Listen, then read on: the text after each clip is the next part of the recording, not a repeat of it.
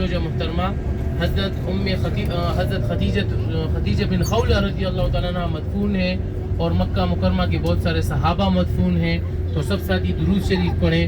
وہاں پر پہنچ کر وہ کلمات پڑھیں گے. نبی علیہ السلام مبارک جب مقبرے پر تشریف لے جایا کرتے تھے، جو کلمات پڑھتے تھے میں پڑھوں گا، آپ بھی پڑھیے گا، انشاءاللہ سلام عرض کریں گے. سب ساتھی درود شریف پڑھیں. صلی علی النبی اخویا.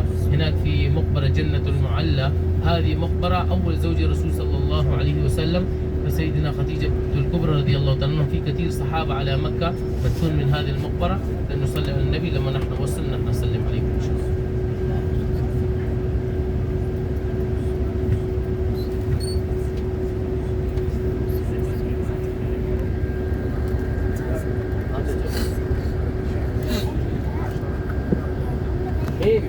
المعلّہ آ رہا ہے، ساتھی درود شریف پڑھیں، وہاں پر جا کر سلام عرض کریں گے. شوف قدام میں ذکر الیمین بھی ایک مقبرہ جنت المعلّہ. سلام عرض کریں. السلام علیکم یا اہل الدیار من المؤمنین والمسلمین وإنا إن شاء الله للاحقون. أسأل الله لنا ولكم العافية. اللهم صل على محمد. یہ رائٹ ہینڈ پہ مقبرہ جنت المعلیٰ ہے. یہیں پر بہت سارے صحابہ بھی مدفون ہیں اور اماں خدیجہ رضی اللہ تعالیٰ عنہ. اچھا، اس کے بعد ساتھی توجہ فرمائیں، آگے آپ کے رائٹ ہینڈ پہ دیکھیے گا ایک مسجد آ رہی ہے. یہ مسجد جن ہے.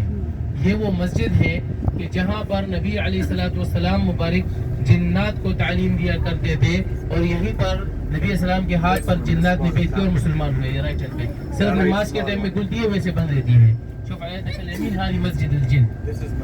من هذا المقام جنات تقبل الاسلام.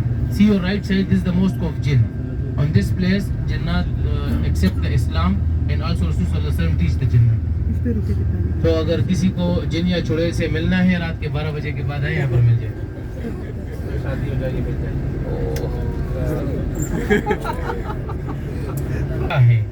یہ بہت تاریخی مسجد ہے. یہ وہ مسجد ہے کہ جب مکہ مکرمہ فتح ہوا تو پہلا اسلام کا جھنڈا یہاں پر لہرایا گیا تھا فتح مکہ کے وقت.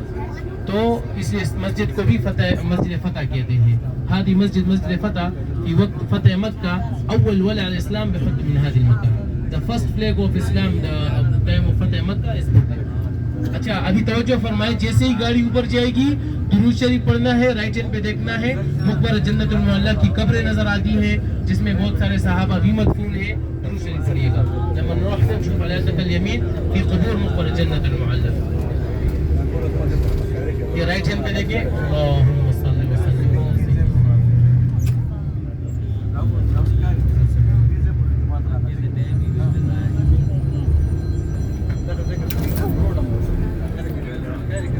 اللہ تعالیٰ عمل کرنے کی توفیق نصیب فرمائے.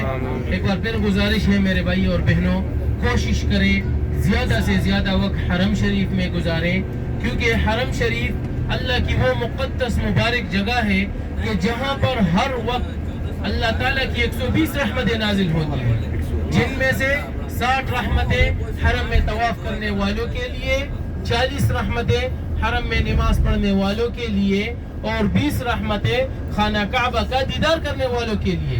یعنی مقصد یہ ہے کہ کعبہ بیت اللہ کا دیدار کرنا بھی ثواب ہے، نظر بھی تیز ہوگی اور ثواب بھی ملے گا. اس کے علاوہ ساتھیوں نے کچھ سوال پوچھے تھے.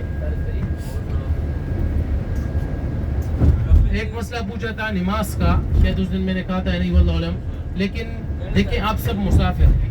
اگر کوئی انسان کسی جگہ پر جائے اور ان کا قیام وہاں پر 15 دن سے زیادہ ہو، اقامت پوری ہو جائے تو وہ مقیم بن جاتا ہے، پھر پوری نماز پڑھنی ہے. لیکن چونکہ آپ سب مسافر ہیں، 6 دن مکہ 2 دن مدینہ، تو یہاں پر آپ نے قصر نماز ہی پڑھنی ہے. ہاں، ایک بات کا خاص خیال رکھنا ہے، اگر آپ حرم شریف میں نماز پڑھ رہے ہیں یا مقیم امام کے پیچھے نماز پڑھ رہے ہیں تو آپ نے پوری نماز پڑھنی ہے. پھر ٹھیک ہے. ایک ساتھی نے پوچھا کہ بھائی سنتیں پڑھیں یا نہ پڑھیں, تو میں نے کہا بھائی سنت تو بہت خوبصورت عبادت ہے, اور آپ یہاں پر آئے ہی اللہ کی عبادت کے لیے ہیں, اور کوئی کام تو نہیں ہے نا, تو سنتیں پڑھ لیا کریں. ہاں فار ایگزامپل آپ مکہ سے مدینہ جا رہے ہیں, مدینہ سے دبئی جا رہے ہیں, تو پھر آپ سنتیں نہ پڑھیں. کیوں؟ کیونکہ اللہ نے اپنے 2 فرض بھی معاف فرما لیے ہیں تاکہ کسی اور کو تکلیف نہ ہو. یہ ہم سفر میں 2 رکعت نماز کیوں پڑھتے ہیں؟